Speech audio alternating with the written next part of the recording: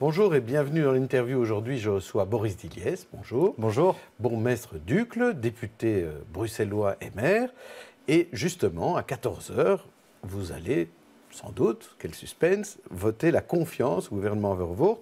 Quelle sera votre attitude exacte? Je vous propose 3 types de réponses. Réponse A, je voterai la méfiance à Vervoort. Réponse B, j'ai confiance dans le CDH, mais pas dans le reste du gouvernement. Et réponse C, je serai à Uccle parce qu'il ne faut pas cumuler. Ce sera réponse A, puisque je suis toujours membre du Parlement bruxellois. Et donc, la méfiance oui. avec toute l'opposition, en fait. Ah, oui, maintenant, comme vous le savez, il y a une certaine cacophonie, c'est un euphémisme actuellement, donc on va voir aussi comment ça va évoluer. C'est évidemment surtout très embêtant pour la région et pour les Bruxellois de manière générale, parce qu'on ne peut pas dire que c'était un gouvernement qui avançait beaucoup, mais là, il est quasiment au point mort.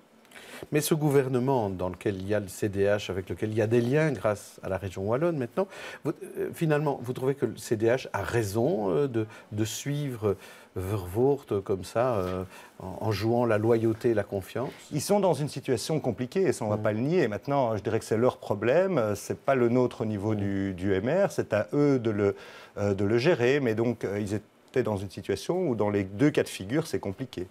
Mais on a l'impression que chacun demande la loyauté à l'autre. C'est quoi la loyauté en politique, en fait, finalement? C'est la loyauté par rapport à un programme, par rapport à des valeurs, par rapport à des gens? Certainement par rapport, effectivement, à ces valeurs, par rapport à un programme, par rapport à un accord. Mais ici, on a un fait sans précédent. On dit que la moitié des accords préélectoraux, de toute façon, tombe à l'eau en fonction des résultats. On a souvent entendu cela, oui, mais pour autant, la loyauté en politique, comme dans la vie de manière générale, ça doit rester une valeur essentielle. Alors, vous parliez de votre vote en tant que député, et donc vous êtes bourgmestre officiellement depuis la semaine dernière. Parlons cumul.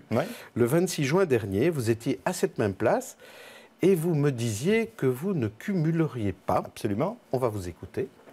Je l'ai annoncé, je n'étais pas obligé de faire ce choix, mais c'est un choix que j'ai envie de faire finalement. Et donc, en effet, là aussi, on va devoir suivre l'agenda, notamment de la nomination. Je dois effectivement voir aussi avec mon parti comment on va organiser les choses. Mais pour moi, c'est tout à fait clair, oui. Alors, où en êtes-vous? C'est tout à fait clair. Alors, je vous confirme que c'est toujours un choix que j'ai envie de faire, donc il n'y a pas eu de changement. Moi, j'ai toujours été indiqué effectivement que je souhaitais pouvoir quitter le Parlement au début de l'année 2018, notamment parce que je souhaiterais effectivement faire aboutir le plan taxi, qui a été un des gros dossiers sur lesquels j'ai beaucoup travaillé. Quand je vois l'actualité récente, encore hier, avec l'agression de l'ancien patron d'Uber, je me dis qu'il est vraiment temps pour que notamment les tensions s'apaisent, que ce plan taxi puisse voir le jour. Mais sinon, pour le reste, je n'ai pas changé. Et le plan taxi tel qui prend corps aujourd'hui avec le texte de Pascal Smet, c'est quelque chose que vous pourriez soutenir? Mais oui, on l'a indiqué parce que c'est un plan qui justement n'est pas dogmatique. Et moi je l'ai souvent dit, notamment ici, en matière de mobilité, il ne faut pas de dogmatisme. Et donc c'est un plan qui nous paraît équilibré. On a fait l'une ou l'autre proposition pour l'améliorer. Force est de constater qu'une fois de plus, au sein du gouvernement, il n'y a pas de cohérence et de position commune sur ce plan-là. Mais nous, au MR, comme toujours, on a essayé de faire preuve d'opposition constructive en disant qu'on était prêt à le soutenir dès lors qu'il va dans l'intérêt des Bruxellois et qui permettrait notamment d'apaiser les tensions par rapport aux problèmes qu'on connaît dans le secteur du taxi actuellement. Alors si on fait un peu de politique fiction et que ce plan taxi prenne un peu plus de temps que prévu, finalement, Bruxelles, prendre un peu plus de temps que prévu, ce n'est pas très original. Est-ce que vous quitterez quand même en janvier 2018? Mais ce n'est pas l'idée. L'idée, c'est effectivement de quitter en janvier 2018. Mais je vous dis, j'aimerais vraiment que ce plan puisse aboutir, d'autant que je me suis organisé aussi, si vous voulez, puisque j'avais dit aussi lors de cette interview que je souhaitais effectivement pouvoir redonner cours. Je me suis organisé pour pouvoir redonner mes cours justement en janvier. Et vous allez donner cours de quoi? Je donne cours d'institution. Voilà, ça, vous y connaissez un bout là-dessus. Et justement, si on parle d'Uccle un peu maintenant, vous aviez un dossier à la région, vous aviez toujours la mobilité. Avant, avant de parler d'Uccle, une petite question. Est-ce qu'il faut une deuxième journée sans voiture? Ah, mais j'aime bien cette question parce qu'on en a débattu en commission infrastructure. Alors, si on présente les choses comme ça, telles quelles, je pense que beaucoup de Bruxellois nous diraient une deuxième journée sans voiture, qui plus est en semaine, puisque ça a été évoqué. Mais moi, je vais vous dire que si on la présente comme ça, effectivement, ça va être rejeté en bloc. Mais je pense que le principe de la deuxième journée sans voiture, il ne faut pas le jeter d'emblée au bac, sous prétexte d'ailleurs que c'est Écolo finalement qui a été un des précurseurs sur cette proposition. Moi, je vous l'ai dit, en matière de mobilité, je considère qu'il y a de bonnes et de mauvaises idées des deux côtés, donc il faut pouvoir être pragmatique là aussi. Mais si on pourrait faire tout un débat là-dessus, mais si on devait organiser une deuxième journée sans voiture, d'abord, il faut voir aussi au niveau des différents bourgmestres, des 19 bourgmestres, parce que ça coûte très cher, donc il y a aussi un coût, c'est important, mais encore une fois, il faut voir aussi par rapport à certaines professions comment est-ce qu'on pourrait organiser les choses. On ne va pas demander à un chauffagiste ou à un plombier d'aller travailler en transport en commun. Mais ça pourrait être aussi l'occasion d'une journée d'information parce qu'il y a des quartiers dans Bruxelles où encore beaucoup d'habitants ignorent finalement les facilités qu'ils pourraient avoir en utilisant les transports en commun. Donc il y a un vrai travail de pédagogie à faire. Si je résume. À nouveau, pas partout à Uccle, parce que si vous voulez, c'est un des soucis d'Uccle, c'est que Uccle est bien desservi dans certains quartiers et très mal desservi dans d'autres. Donc là, il faudrait pouvoir faire preuve de cohérence. Il y a des quartiers où dire demain, voilà, eh bien écoutez, vous savez quoi, débrouillez-vous, prenez les transports en commun, qui dans certains cas sont quasi inexistants, ça n'aurait pas de sens, évidemment. Mais justement, à Uccle, il n'y a pas de métro, on sait historiquement, on ne va pas revenir là-dessus, mais on voit aussi que ces derniers mois, ces dernières années, c'est le boom du vélo, le vélo classique, mais aussi le vélo électrique. Est-ce qu'il y a des idées nouvelles à propager dans une commune aussi étendue qu'Uccle, par exemple? Mais très précisément, parce qu'au niveau communal et à Uccle précisément, moi, je n'ai pas envie, comme bourgmestre, de passer mon temps à pleurnicher sur le fait que le RER, ce sera pour dans très longtemps, que le métro, ça va mettre aussi un certain temps. Tant mieux, ça doit arriver, il faut plaider pour cela. J'entends bien le faire pour que ça arrive le plus vite possible. Mais en attendant, moi, je ne peux pas dire aux Ucquelois, écoutez, ça ne dépend pas du niveau local, donc rien ne va se passer. Non, je crois qu'on a quand même aussi des opportunités. Ce sont les nouvelles technologies. Et par rapport à cela, il y a notamment le vélo électrique qui doit pouvoir faire partie aussi d'un panel offert aux citoyens. Et donc, il y a le principe du free floating qui existe, il est une réalité, il y a les partenariats publics-privés qu'on peut avoir avec des sociétés, parce que tout le monde ne peut pas s'offrir et stocker un vélo électrique, mais on doit pouvoir, là, travailler sur le vélo électrique partagé et idéalement en free floating. Donc, c'est-à-dire que free floating, c'est que vous pouvez effectivement le déposer à différents endroits et il n'y a pas de station fixe. Donc, il faut pouvoir avoir un équilibre avec des stations fixes de vélo électrique, mais aussi le principe du free floating. Et là, on a une chance folle, c'est que les nouvelles technologies sont là, elles doivent être au service de la mobilité. Dans une commune comme Uccle, ça doit pouvoir faire partie du dispositif. Parmi d'autres, je ne suis pas en train d'expliquer que, bien entendu, le vélo électrique va tout révolutionner. Mais en tous les cas, ça peut contribuer au désengorgement.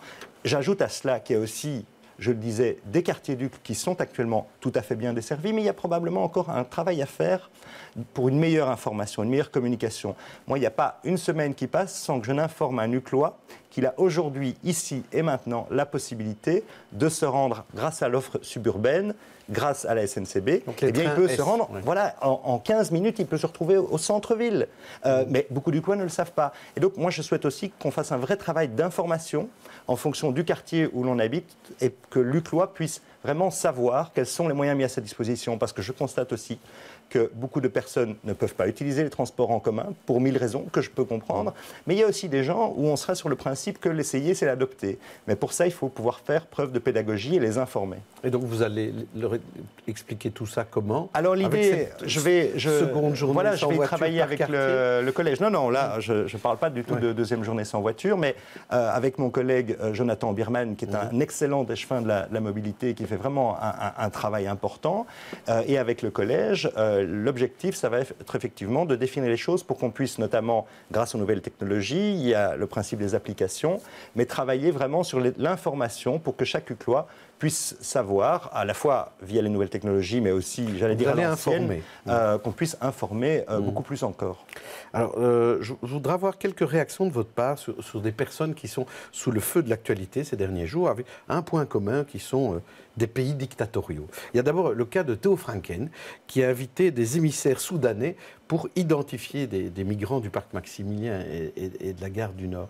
Ces actions de Theo Franken qui font chaque fois très très peur à la Ligue des droits de l'homme et à d'autres associations, quelle est votre réaction par rapport à ça? Écoutez, moi j'ai l'impression que de manière générale, Theo Franken est quelqu'un qui, à mon avis, parle trop vite, qui déclare trop vite, ce qui donne lieu effectivement à ce qu'on peut appeler de vrais dérapages verbaux. Oui. À l'évidence. Là, ici, ce n'est pas verbal, c'est clairement... Non, tout à fait, mais je dirais, il parle trop vite et parfois, à mon avis, il agit trop vite aussi. Alors, Alain Destex, qui quitte le Conseil de l'Europe pour éviter toute une polémique sur ses liens avec l'Azerbaïdjan. François Skepmans, ici, sur ce plateau, était très dur le concernant. Est-ce que vous êtes très dur aussi concernant Destex? J'en sais pas grand-chose de cette histoire, donc je ne veux pas être dur. C'est pas que ça ne m'intéresse pas, mais je pense qu'effectivement, il y a une procédure en cours, mais j'en sais pas plus. Voilà, il n'y a plus de procédure en cours. Mais donc, j'ai rien à en dire parce que je connais rien de ce dossier. Et enfin, Armand de Decker, ça vous le connaissez davantage, qui a quitté tous ses mandats, et notamment celui de bourgmestre, suite au Kazakh-gate. Est-ce qu'aujourd'hui, qu'est-ce que vous avez à lui dire? Quel est le message? Moi, je n'ai pas changé. Moi, je veux dire, je retiens beaucoup de choses, et que des choses positives, je vais vous dire, d'Armand de Decker, parce que j'ai eu le plaisir de travailler à ses côtés pendant plus de 10 ans comme échevin. C'est quelqu'un qui a toujours... laisser de la confiance et des responsabilités, notamment à ma génération. Ça a été un vrai plaisir de travailler à ses côtés. C'est quelqu'un qui a travaillé énormément pour sa commune et il faudra justement rappeler les choses un peu plus précisément en rappelant tout le travail qu'il a fait comme bourgmestre. Moi, je l'ai dit avant, je continue à le dire maintenant, ça a été un bon bourgmestre. Et vous trouvez qu'on était injuste avec lui? Je pense que oui, on a été injuste dans la mesure où on a fait des amalgames, des mélanges douteux. Ensuite, je dis sur l'histoire du Kazakh-gate, moi je ne sais pas plus que ce qui a marqué dans la presse, donc je ne vais pas venir faire le malin. Moi je retiens une chose de ce que je connais, c'est que sur la gestion d'Uccle et comme bourgmestre, eh bien, je trouve qu'il a été vraiment très bon. Merci Boris Diliès. Merci. Demain, c'est Stéphanie Meyer qui invitera Guy Van Engen, le ministre bruxellois. D'ici là, bonne journée, bonne soirée.